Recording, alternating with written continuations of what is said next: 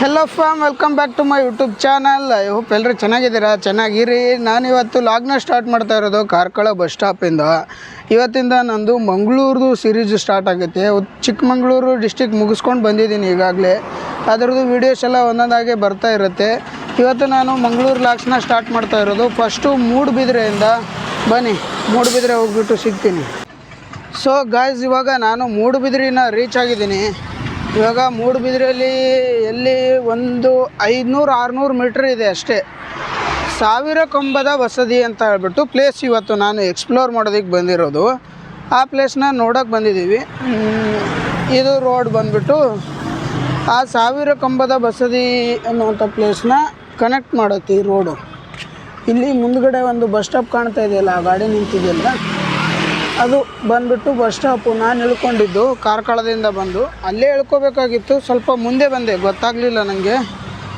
ಮತ್ತು ಆಮೇಲೆ ಅಲ್ಲಿ ನಿಲ್ಲಿಸಿದಾಗ ಅಲ್ಲಿ ಇಳ್ಕೊಂಡೆ. ಇಲ್ಲಿ ಮುಂದ್ಗಡೆನೇ ನಿಲ್ಲಿಸಿದ್ರೆ ಇಲ್ಲೇ ಇಳ್ಕೊಬಿಡ್ತಿದ್ದೆ, ಕರೆಕ್ಟಾಗಿ ಗೊತ್ತಾಗ್ತಿತ್ತು. ಮುಂದ್ಗಡೆ ನಿಲ್ಲಿಸಲಿಲ್ಲ ಬಸ್ನ, ಅದಕ್ಕೆ ನಾನು ಅಲ್ಲಿವರೆಗೂ ಹೋಗಿ ಇಳ್ಕೊಂಡು ಮತ್ತೆ ರಿಟರ್ನ್ ನಡ್ಕೊಬರೋ ಹಾಗಾಯಿತು. ಬನ್ನಿ, ಇವಾಗ ನಾವು ಮೂಡುಬಿದ್ರೆಯ 1000 ಕಂಬದ ಬಸದಿ ಇದೆಯಲ್ಲ, ಅಲ್ಲಿ ಹೋಗೋಣ, ನೋಡೋಣ ಯಾವ ರೀತಿ ಇದೆ ಆ ಪ್ಲೇಸು, ಏನು ಅದರ ವಿಶೇಷತೆ ಎಲ್ಲ ಕೂಡ ಅಲ್ಲಿ ಹೋಗಿ ತಿಳ್ಕೊಳ್ಳೋಣ ಅದರ ಬಗ್ಗೆ. ಬನ್ನಿ, ಆ 1000 ಕಂಬದ ಬಸದಿ ಹತ್ರ ಹೋಗ್ಬಿಟ್ಟು ಸಿಗ್ತೀನಿ ನಿಮಗೆ ಮತ್ತೆ. ಇವಾಗ ಮೂಡುಬಿದ್ರೆ 1000 ಕಂಬದ ಬಸದಿ ಎದುರುಗಡೆ ಬಂದಿದ್ದೀನಿ. ನೋಡ್ಬೋದು ನೀವು, ಇಲ್ಲಿ ಇಲ್ತಾ ಇದೆಯಲ್ಲ, ಇದು ಬಂದ್ಬಿಟ್ಟು 1000 ಕಂಬದ ಬಸದಿ ಇರುವಂತಹ ಒಂದು ದೇವಾಲಯ. ಬನ್ನಿ ಒಳಗಡೆ ಹೋಗೋಣ, ಇದ್ರ ಬಗ್ಗೆ ತಿಳ್ಕೊಳ್ಳೋಣ.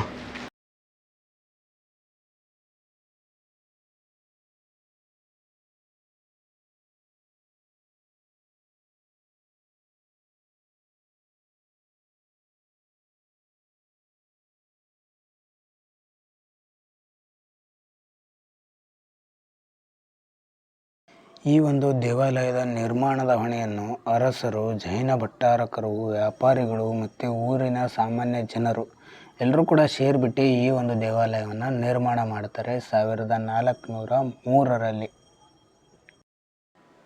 ಮಧ್ಯಕಾಲೀನ ಕನ್ನಡದ ಕವಿಗಳಲ್ಲಿ ಒಬ್ಬರಾದಂತಹ ರತ್ನಾಕರ ವರ್ಣಿಯವರು ಕೂಡ ಈ ಮೂಡುಬಿದಿರೆಯ ಸ್ಥಳಕ್ಕೆ ಸಂಬಂಧಪಟ್ಟವರು. ಅವರ ಮೂಲ ಒಂದು ಸ್ಥಳ ಬಂದ್ಬಿಟ್ಟು ಮೂಡುಬಿದಿರೆ. ಗುರು, ಇದು ಬಂದ್ಬಿಟ್ಟು ಚೌಟ ರಾಜವಂಶದ ರಾಜರ ಅರಮನೆಯ ದ್ವಾರ ಬಾಗಿಲು, ಅಂದ್ರೆ ಆನೆ ಬಾಗಿಲು ಅಂತ ಕೂಡ ಕರೀತಾರೆ ಇದನ್ನ. ಅರಮನೆಯ ಮುಂದ್ಗಡೆ ಇರುವಂತ ಬಾಗಿಲಿದು. ಹಾಗೆ ಸ್ವಲ್ಪ ಮುಂದೆ ಬಂದ್ರೆ ಅರಮನೆಗೆ ಒಂದು ಗೇಟ್ ಇದೆ, ಆ ಗೇಟ್ ಇರುವಂತಹ ಬಾಗಿಲಿದು. ಅದನ್ನ ದಾಟ್ಕೊಂಡು ಒಳಗಡೆ ಬಂದ್ರೆ ಈ ರೀತಿ ಇದೆ ಅರಮನೆ. ಅರಮನೆ ಸ್ಟಾರ್ಟ್ ಆಗೋದು ಇಲ್ಲಿಂದ.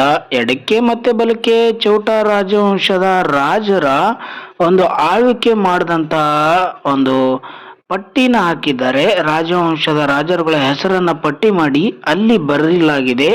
ಅದನ್ನೆಲ್ಲ ನೋಡ್ಕೊಂಡು ಮೇಲ್ಗಡೆ ಅರಮನೆಯ ಚಾವಣಿಯನ್ನ ನೋಡಿ ಯಾವ ರೀತಿ ಇದೆ ಅಂತ ಬಾಗಿಲು ನೋಡಿದಾಗ ತುಂಬಾನೇ ಖುಷಿ ಆಯ್ತು. ಒಳಗಡೆ ಹೋಗೋಣ ಬನ್ನಿ. ಒಳಗಡೆ ಬರ್ತಾ ಇದ್ದಂಗೆನೆ ಈ ರೀತಿ ಇದೆ ಅರಮನೆ.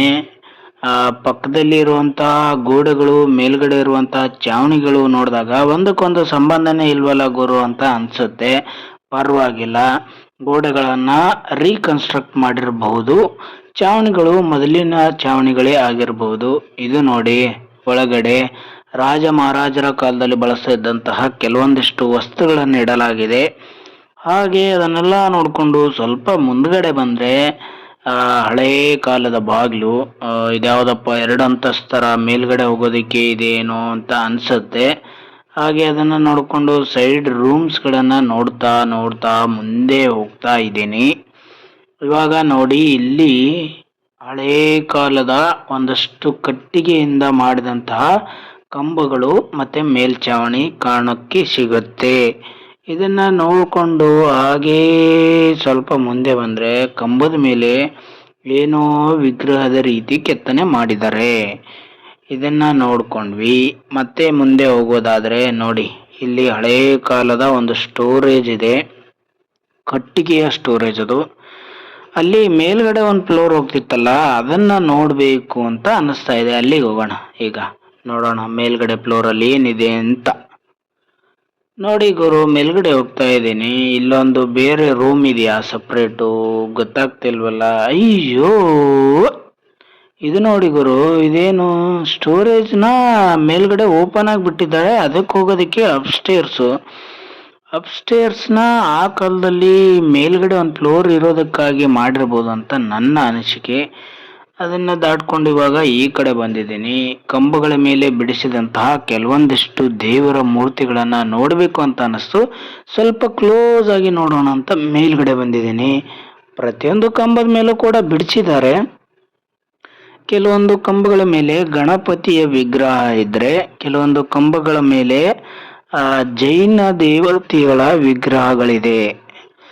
ಈ ರೀತಿ ಎಲ್ಲ ನೋಡಿದಾಗ ನನ್ಗನ್ಸ್ತಾ ಇದೆ, ಇದೆಲ್ಲವೂ ಕೂಡ ಆಳ್ವಿಕೆ ಮಾಡ್ತಾ ಇದ್ದದ್ದು ಜೈನರ ವಂಶಸ್ಥರು ಅಂತ ಹೇಳ್ಬಿಟ್ಟು.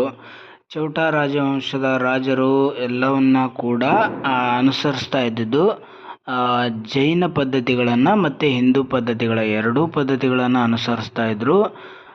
ಎರಡೂ ಪದ್ಧತಿಗಳಿಗೂ ಕೂಡ ಅಷ್ಟೇ ಪ್ರಾಮುಖ್ಯತೆಯನ್ನು ನೀಡ್ತಾ ಇದ್ದರು. ಹೀಗಾಗಿ ಕೆಲವೊಂದಿಷ್ಟು ಕಂಬಗಳ ಮೇಲೆ ಗಣಪತಿ ದೇವಸ್ಥಾನ, ಇನ್ನು ಕೆಲವೊಂದಿಷ್ಟು ಕಂಬಗಳ ಮೇಲೆ ಜೈನ ದೇವಾಲಯದ ದೇವತೆಗಳ ದೇವಸ್ಥಾನ, ಮತ್ತು ಇನ್ನೊಂದಿಷ್ಟು ಕಂಬಗಳ ಮೇಲೆ ಈ ರೀತಿ ಆನೆಗಳನ್ನು ಚಿತ್ರೀಕರಿಸಲಾಗಿದೆ.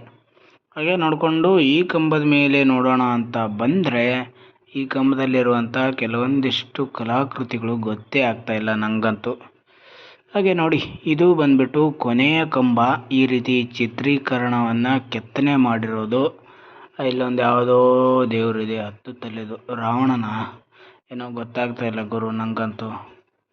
ಈ ಒಂದು ವಿನ್ಯಾಸ ಮಾತ್ರ ತುಂಬಾ ಸಖತ್ತಾಗಿದೆ. ನನಗಂತೂ ತುಂಬಾ ಇಷ್ಟ ಆಯಿತು. ಐ ಹೋಪ್ ನೀವು ನೋಡಿದ್ದೀರಲ್ಲ, ನಿಮಗೂ ಕೂಡ ಇಷ್ಟ ಆಗಿರುತ್ತೆ ಅಂತ. ಈ ರೀತಿ ಕಟ್ಟಿಗೆಯಲ್ಲೇ ಆ ಕಾಲದಲ್ಲೇ ಈ ಒಂದು ಲೆವೆಲ್ಗೆ ಕೆತ್ತನೆಯನ್ನು ಮಾಡಿದ್ದಾರೆ ಅಂತಂದರೆ ಇದನ್ನು ಮೆಚ್ಚಲೇಬೇಕು.